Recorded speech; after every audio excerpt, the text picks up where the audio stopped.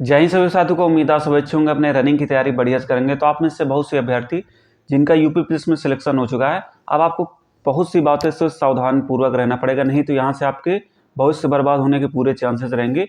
किन बातों का आपको ध्यान रखना चाहिए वो चीज़ें मैं आपको समझाने वाला हूँ।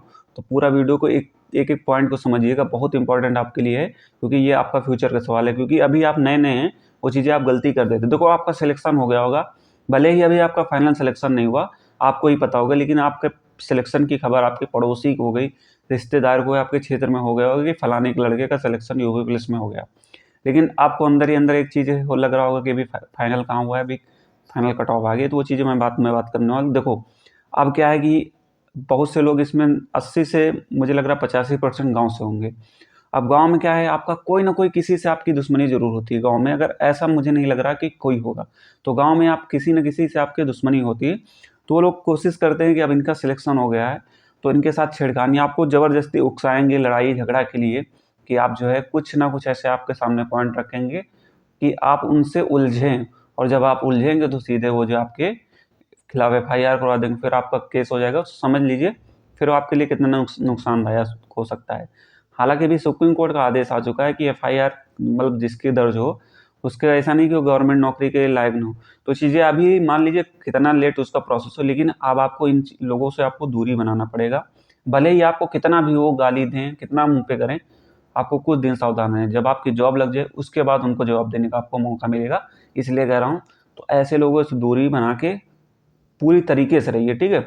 और कोशिश करें कि आप गांव से अगर बाहर चले जाएं अभी कुछ दिनों के लिए, जब तक आपका फाइनल सिलेक्शन नहीं हो जाता, मेडिकल नहीं हो जाता, तो इन लोगों से दूरी बनाएं। दूसरा चीज़ आपको क्या करना है, दूसरा कि आप बहुत से लोग देखता हूँ सोशल मीडिया से यूज़ करते हैं, और सोशल मीडिया पे कोई ऐसे अब किसी पार्टी के आप समर्थक हों, मैंने जान बहुत से लोग दूसरी पार्टी के होंगे, बहुत से दूसरी, तो पार्टी के समर्थक में जो है आप उल्टा सीधा कमेंट कर देते हो, किसी धार्मिक भावनाओं के खिलाफ आप ठोस पहुंचाने के लिए कुछ भी गलत कमेंट कर देते हैं। तो मेरे भाई, अगर आप ऐसा कमेंट करते हैं और किसी ने आपका इस चीज़ का स्क्रीनशॉट ले लिया और आपके खिलाफ थाने में एफआईआर कर दिया, तो फिर आपका भविष्य बर्बाद हो जाएगा। तो सोशल मीडिया पे बहुत सोच समझ के मेरे हिसाब से आप कमेंट कीजिए, बहुत सोच समझ के। मेरे हिसाब से आप इग्नोर कर दीजिए, जब तक आपकी नौकरी नहीं लग जाती उस चीज़ को इग्नोर करिए। वहाँ आपको भिड़ंत करने की ज़रूरत नहीं थोड़ा अभी, क्योंकि जब आपकी नौकरी लग जाए उसके बाद आप जो करिए ना करिए, लेकिन अभी आपको इन चीज़ों से थोड़ा दूरी बना के रखना है, ठीक है। ये चीज़ें, क्योंकि आपको बहुत से लोग मिलेंगे आपको उकसाने के लिए, फंसाने के लिए। तो सोशल मीडिया आजकल क्या करवा देगी किसी को नहीं पता, कौन रात रात में वायरल हो जाए, ये चीज़ें आपकी हैं।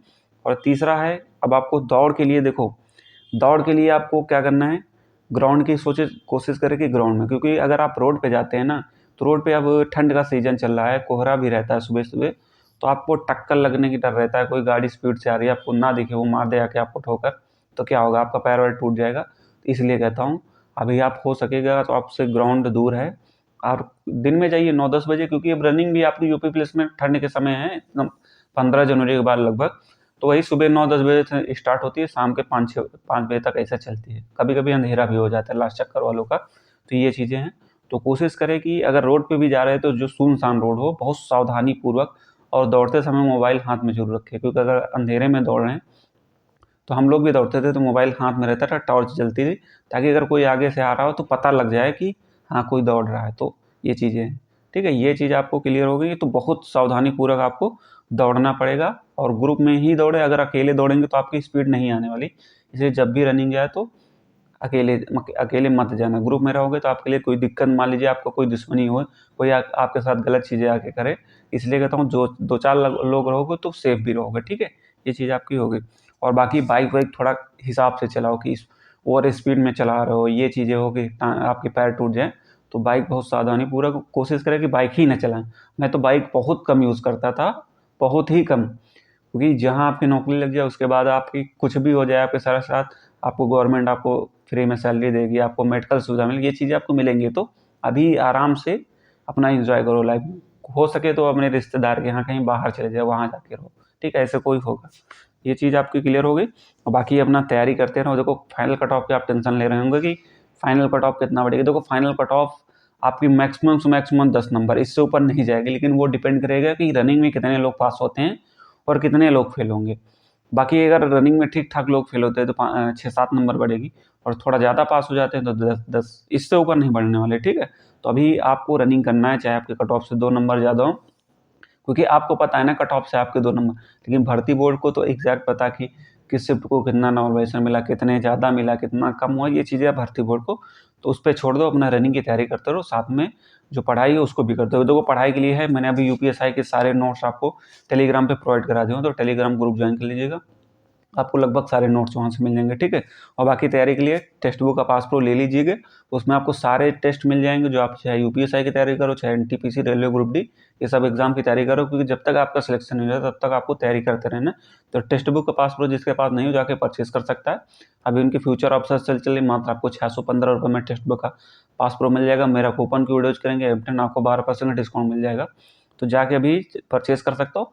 सारे आपको वन डे एग्जाम जितने हैं आपको उसके टेस्ट मिल जाएंगे, और प्रीवियस ईयर, क्योंकि प्रीवियस ईयर से ही आपका सिलेक्शन होना तय होता है जब तक आपको पेपर ना पता हो। और बाकी अपना रनिंग करते हो, देखो रनिंग ग्रुप में करोगे तो मेरे हिसाब से बेटर कर पाओगे, क्योंकि बहुत से लोग का मेरे पास मैसेज आता है, मैं रनिंग कर रहा हूँ, मेरा समय कम मतलब ज़्यादा लग रहा है। जब उनसे पूछता हूँ, क्योंकि मुझे पता रहता है कि जब आप रनिंग कर रहे हो 1-2 महीने से और आपका समय नहीं आ रहा है, तो कारण क्या होता है कि अकेले अकेले अगर आप रनिंग कर रहे हो, यहाँ आपका 26 मिनट लग रहा है, और ग्रुप में करोगे आपका 24 मिनट के आसपास पहले ही दिन में आ जाएगा। तो ग्रुप में रनिंग करने का बहुत बड़ा इफेक्ट होता है, जिसका इफेक्ट मैंने देखा था एसएससी ड्री में। मेरी यहाँ रनिंग 25 प्लस जाती थी, वहाँ मैंने 22 के आसपास मार दिया था रनिंग। तो ये होता है, क्योंकि जब आप ग्रुप में किसी दौड़ोगे ना, तो उसका एक अलग ही जोश होता है। कोई आपसे तेज दौड़ेगा तो लगेगा कि हाँ यार, ये मुझसे थोड़ा आगे जा रहा है, मुझे इसको कवर करना चाहिए। ये चीज़ें आपके लिए हो सकती हैं, इसलिए कहता हूँ ग्रुप में रनिंग करो, और कोशिश करें कि अगर आसपास मिट्टी का ग्राउंड है तो मेरे भाई उसी में करें, क्योंकि आपका यूपी पुलिस में भी मेल के लिए 12 चक्कर और फीमेल के लिए 6 चक्कर होता है। तो फीमेल तो चक्कर काउंट कर लेंगे, लेकिन मेल 12 चक्कर काउंट करना थोड़ा मुश्किल होता है, और बोरिंग भी लगता है कि यार वही चीज़ें बार बार लौट फिर के वही घूम रहा हूँ, ये चीज़ें हैं। तो चक्कर की भी प्रैक्टिस कर लिए, अभी आपको पर्याप्त समय मिलेगा रनिंग के लिए। बाकी अगर आपके कुछ भी डाउट हैं तो एक बार कमेंट कीजिएगा, मैं जवाब दूंगा।